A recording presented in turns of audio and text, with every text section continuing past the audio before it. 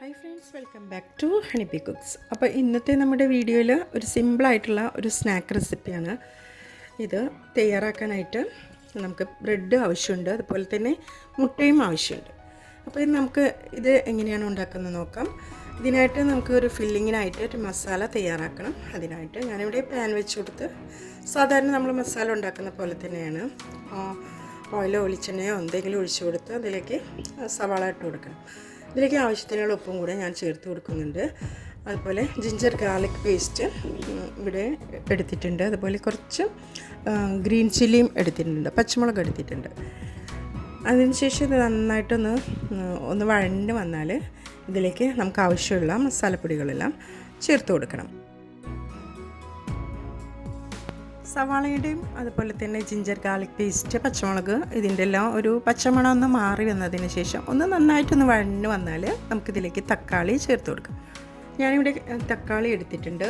തക്കാളിയുടെ ജ്യൂസൊക്കെ ഒന്ന് കളഞ്ഞിട്ട് അതിൻ്റെ ഉള്ളിലുള്ള പൾപ്പ് കളഞ്ഞതിന് ശേഷം ചേർത്ത് കൊടുക്കായിരിക്കും നല്ലത്. ഞാനിവിടെ ഒരു എൻ്റെ അളവിൽ ഒരു മീഡിയം സൈസ് തക്കാളിയാണ് എടുത്തിരിക്കുന്നത്. എന്നിട്ട് ഇവയെല്ലാം നന്നായിട്ടൊന്ന് മിക്സാക്കി എടുക്കണം, നന്നായിട്ടൊന്ന് വഴറ്റിയെടുക്കണം. നന്നായിട്ടിത് വഴഞ്ഞ് വരുമ്പോൾ നമുക്കിതിലേക്ക് മസാലപ്പൊടി ചേർത്ത് കൊടുക്കാം. ഞാനിവിടെ ഇതിലേക്ക് ചില്ലി പൗഡർ എടുക്കുന്നുണ്ട്. എരിവെല്ലാം നിങ്ങളുടെ ഇഷ്ടത്തിനനുസരിച്ച് ചേർത്ത് കൊടുക്കാവുന്നതാണ്. ചില്ലി പൗഡർ, അതുപോലെ മഞ്ഞൾപ്പൊടിയും, അതുപോലെ ഇതിലേക്ക് ഞാൻ കുരുമുളക് പൊടിയും എടുത്തിട്ടുണ്ട്. അതുപോലെ ഗരം മസാല എടുക്കുന്നുണ്ട്. ഇതിലേക്ക് ഒരു പിഞ്ച് ചെറിയ ജീരകം ഇട്ട് കൊടുക്കുന്നുണ്ട്. ഒരു പിഞ്ച് ഇട്ട് കൊടുത്താൽ മതി, ആവശ്യമുള്ളവർ ഇട്ട് കൊടുത്താൽ മതി, വേണ്ടാത്തവർക്ക് അത് സ്കിപ്പ് ചെയ്യാം. എന്നിട്ട് നന്നായിട്ടൊന്ന് മിക്സാക്കി എടുക്കണം. ഇതിപ്പോൾ നല്ലൊരു മസാല നന്നായിട്ട് തന്നെ വന്നിട്ടുണ്ട്, നന്നായി വഴഞ്ഞ് വന്നിട്ടുണ്ട്. ഇനി ഞാനിതിലേക്ക് മുട്ടയാണ് എടുക്കുന്നത്. അതുകൊണ്ട് തന്നെ മസാല നന്നായി വഴറ്റിയെടുത്തതിന് ശേഷം നമുക്ക് ഫ്ലെയിം ഓഫ് ചെയ്ത് കൊടുക്കാം. ഇവിടെ ഞാൻ മുട്ട പുഴുങ്ങി വെച്ചതായിരുന്നു. ആവശ്യത്തിനുള്ള മുട്ട നമുക്ക് എടുക്കാം കേട്ടോ. ഞാനിവിടെ ഇത്രയും മുട്ടയാണ് എടുത്തിരിക്കുന്നത്. എന്നിട്ട് നന്നായിട്ട് ഇതൊന്ന് അതിൻ്റെ തൊലിയൊക്കെ ഒന്ന് കളഞ്ഞ് അതിന് ശേഷം ഇത് ഒന്ന് പകുതിയായിട്ട് ഒന്ന് കട്ട് ചെയ്തെടുക്കണം. അതിനുശേഷം നമുക്ക് ഒരു ബാറ്റർ തയ്യാറാക്കാനുണ്ട്. അതിനായിട്ട് ഞാനിവിടെ മുട്ട എടുക്കുന്നുണ്ട്.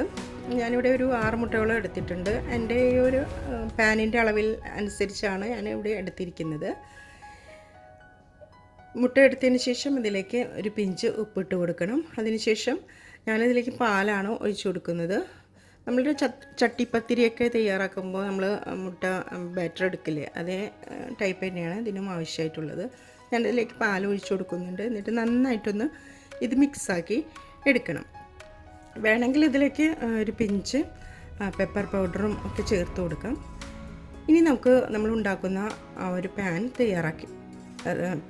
എടുത്ത് വയ്ക്കാം. അതിലേക്ക് കുറച്ച് നെയ്യൊന്ന് ഇതുപോലെ ഒന്ന് സ്പ്രെഡാക്കി കൊടുക്കണം. ഞാനിവിടെ എല്ലായിടത്തും ഇതേപോലെ ഒന്ന് നെയ്യ് സ്പ്രെഡാക്കി കൊടുത്തതാണ്. അതിനുശേഷം ഇതിലേക്ക് ബ്രെഡ് എടുത്ത് വെച്ചിരിക്കുന്ന ഓരോ ബ്രെഡും ഈ മുട്ട പാലിൻ്റെ മിക്സിലേക്ക് ഒന്ന് മുക്കിയെടുത്തതിന് ശേഷം ഈ പാനിലേക്ക് ഒന്ന് നിരത്തി വയ്ക്കാം. ഗ്യാപ്പൊന്നും ഇല്ലാതെ തന്നെ നമുക്കിത് നിരത്തി വെച്ച് കൊടുക്കാം. ബ്രെഡിൻ്റെ സൈഡൊന്നും കട്ട് ചെയ്യേണ്ട ആവശ്യമില്ല, വേണ്ടവർക്ക് കട്ട് ചെയ്ത് കൊടുക്കാവുന്നതാണ്. ഞാനിവിടെ കട്ട് ചെയ്തൊന്നും എടുത്തിട്ടില്ലായിരുന്നു.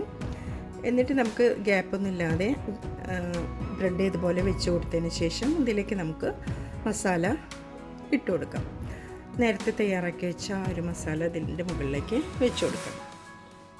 എന്നിട്ട് മസാല വെച്ച് കൊടുത്തതിന് ശേഷം വീണ്ടും നമുക്ക് ഈ ഒരു മുട്ടയുടെയും അതുപോലെ തന്നെ പാലിൻ്റെ മിക്സിലേക്ക് ബ്രെഡ് മുക്കിയതിന് ശേഷം ഇതിന് മുകളിലേക്ക് വീണ്ടും വെച്ച് കൊടുത്തതിന് ശേഷം ബാക്കിയുള്ള ആ ഒരു മിക്സ് ഇതിൻ്റെ മുകളിലേക്ക് ഒഴിച്ചു കൊടുക്കാം.